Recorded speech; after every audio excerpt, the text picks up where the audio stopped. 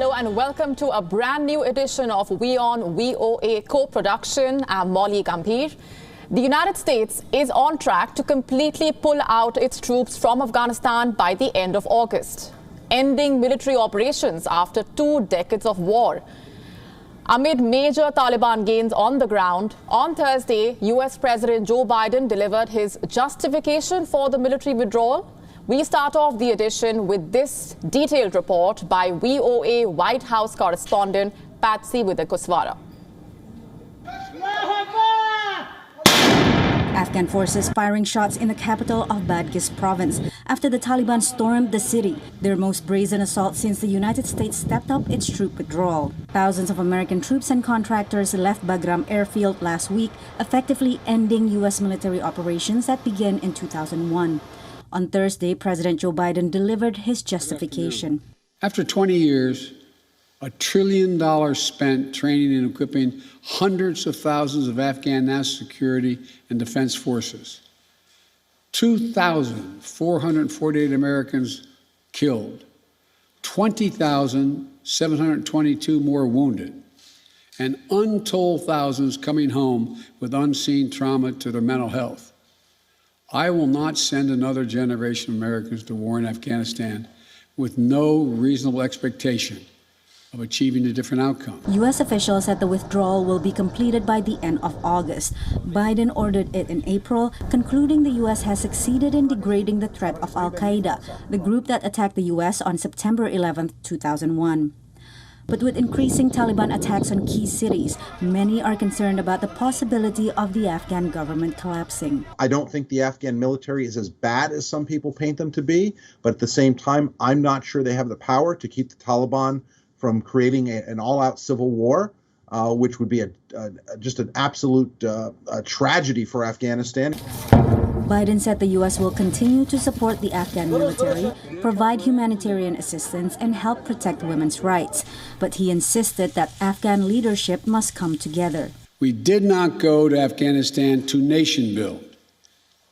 And it's the right and the responsibility of the Afghan people alone to decide their future and how they want to run their country. Around 600 American troops will remain to guard the airport and U.S. embassy in Kabul. Analysts say there are other steps the U.S. can take to keep the Afghan government from collapsing. We can find a way to get the Western contractors either back in Afghanistan in a safe part of the country or close by to keep the Afghan Air Force operational, if we keep the money flowing to support the Afghan military, and if we consider perhaps even using a limited amount of American air power against any big Taliban onslaught against cities, there is a chance that we can help the Afghan government hold on to large chunks of the country. Meanwhile, thousands of Afghans are trying to flee the country, crowding the passport office in Kabul and hoping to secure exit visas before the U.S. withdrawal. Efforts are underway to relocate tens of thousands of Afghan interpreters and others who helped American forces. The administration said it has identified U.S. facilities outside of the continental United States and third countries where they will be housed temporarily while their special immigrant visas are processed. Patsy Widakuswara, VOA News, Washington.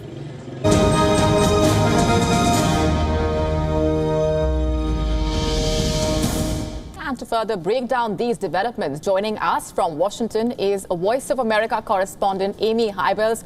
Hi, Amy. If you can elaborate on the message that the U.S. government is trying to send out to countries in the region.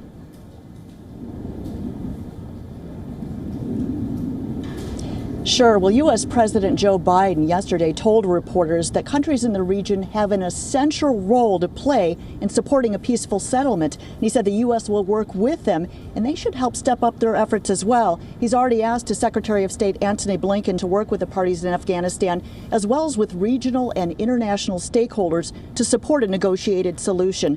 Biden said it's the right and the responsibility of the Afghan people alone to decide their future. Amy, have you been able to learn more from the Pentagon about the potential role of the U.S. military installations in relocating the Afghans who have worked closely with the U.S. forces?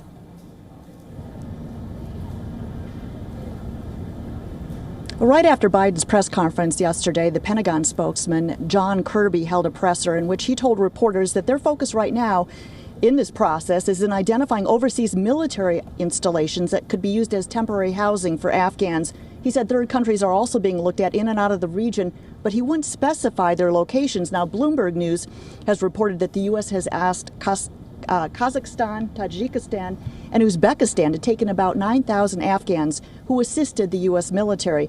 Keep in mind, U.S. lawmakers have been calling on the Biden administration here in the U.S. for weeks to talk about their efforts to protect about 18,000 Afghans who assisted the U.S. military during their time overseas, while they're trying to apply for those visas.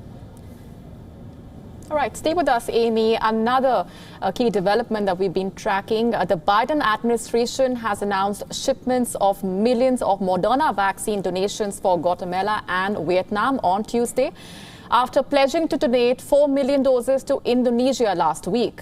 But at the same time, overall, the U.S. fell short of its target of sending 18 million doses to countries in need by the end of June. White House VOA correspondent Patsy Widakuswara filed this report. Take a look.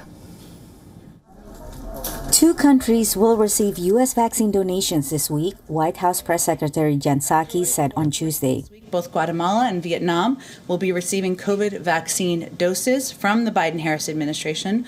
Guatemala will receive 1.5 million doses of Moderna, and Vietnam will receive 2 million doses of Moderna. As Indonesians braced for a surge in cases and lined up for their shots, last week the Biden administration also promised the country 4 million doses of the Moderna vaccine to be shipped via COVAX, the UN mechanism for vaccine sharing, as soon as possible. The U.S. has committed to donating 580 million doses worldwide, but it has failed to meet its target of sending out 80 million doses by the end of June. Psaki told VOA there are huge challenges. Sometimes we have to work through legal barriers. We have to work through regulatory barriers. There are issues as it relates to materials needed to distribute these vaccines. And there are also even transportation issues with refrigeration needed as well. So we have noted, as we've allocated all these doses, as we committed to, that part of it is countries need to be ready to receive them. The challenge begins with determining the appropriate vaccine. Most of the U.S. available stockpile consists of Pfizer and Moderna, which require ultra-cold storage that not all countries are prepared to handle. Once they get there, we have to know what's the expiration date on the batches that we're sending. We have to know at the country level whether there's regulatory authorization for that particular vaccine to be used and that particular batch to be imported.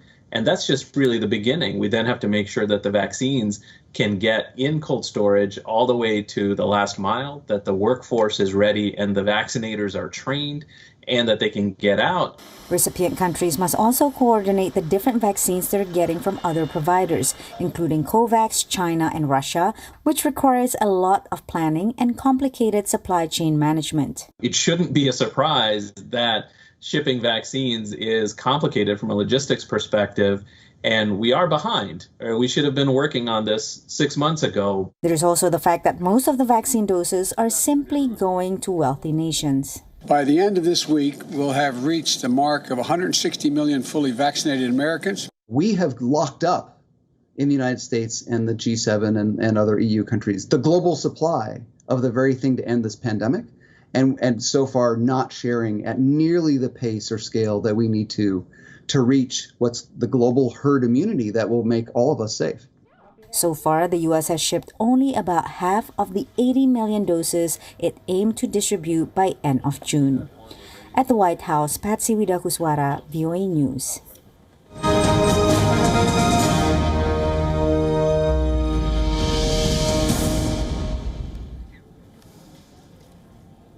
And going back across now to VOA Washington correspondent Amy Hybels, who's still with us. Amy, tell us about the impact of these logistical and bureaucratic challenges on the shipment of vaccine doses to India. Sure. Well, the Economic Times is reporting that regulatory issues are what's holding up those vaccines for India, according to a U.S. spokesperson. Reportedly, the holdup is not on the U.S. side, it's on the India side. They're saying that India wants more time to go over some legal ramifications of accepting donations from another country. And once that process is complete, then the donation will proceed rather quickly. Now, keep in mind, the director of the Duke Global Health Innovation Center told VOA that the U.S. really needs to speed up this process. He said the U.S. should think about distribution in terms of creating a mobilization SWAT team, if you will, that's able to get the vaccines out quickly to those that need them and to make sure countries have the capacity to use them. Right, moving on to another special report that we have for our viewers. Former U.S. President Jimmy Carter and his wife, former First Lady Rosalynn Carter, celebrated their 75th wedding anniversary on Wednesday. VOA's Kane Farabog reporting on some of the secrets behind the partnership of the longest married presidential couple in American history.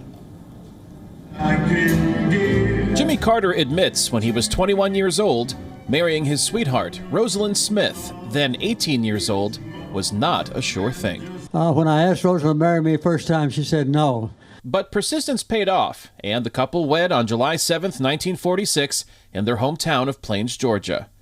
75 years later, the former president says one of the secrets to their long and successful marriage is space. And so we've had a kind of a policy there on which we agreed. We give each other plenty of space to do our own things, and we try to find things that we'd like to do together, and we concentrate on them. We've taken up downhill skiing when I was 62 years old. She was 59. And we've taken up bird watching and playing tennis and fly fishing. So we've got a lot of common things we do together. Carter says while this strategy doesn't always prevent disagreements, it's helped keep them short. We get angry often, but we try to get over it before we go to sleep. Jimmy and Rosalind Carter have the most successful partnership in the history of the American presidency. Jonathan Alter is the author of his very best, Jimmy Carter, A Life. He says Carter might not have been president without Rosalind's help on the campaign trail in his successful race for the White House in 1976. And Rosalind is the more shrewd of the two politically. What if the husband and wife had a different feeling about politics? Yeah. I think they would fight a lot. Luckily, Rose and I have agreed most of the time, particularly in 1976. Alter says the Carter relationship is both historic and unprecedented. Because Jimmy and Rosalind Carter had such a close personal relationship inside their marriage, closer by a lot than Franklin and Eleanor or Bill and Hillary, this gave Rosalind Carter unparalleled influence over her husband's decisions. So I could advise him, and I think that's what developed our relationship. We grew to respect each other. I respect what he could do, he would respect what I could do. And from then on, it's just been a really wonderful partnership. Since leaving the White House in 1981, the Carters have fought disease and promoted democracy worldwide through the nonprofit Carter Center. More recently, the nonagenarian couple has suffered health setbacks and stayed close to home in Plains, Georgia, where they are celebrating their 75th anniversary with several hundred family members and friends. They could live any place in the world they wanted. And most presidents have moved from their home. But they're safe here. We take care of them, we love them, and they know that, and they love just being able to get out and walk the streets of their hometown like they have done since they were kids. It is also the hometown where they will one day permanently rest together at a burial site near their favorite fishing pond. Kane Fairbaugh, VOA News, Plains, Georgia.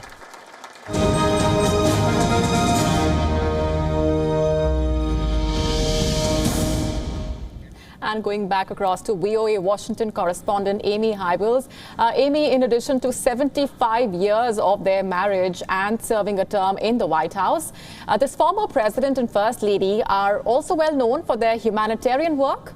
Tell us more about their global endeavors, especially in Asia.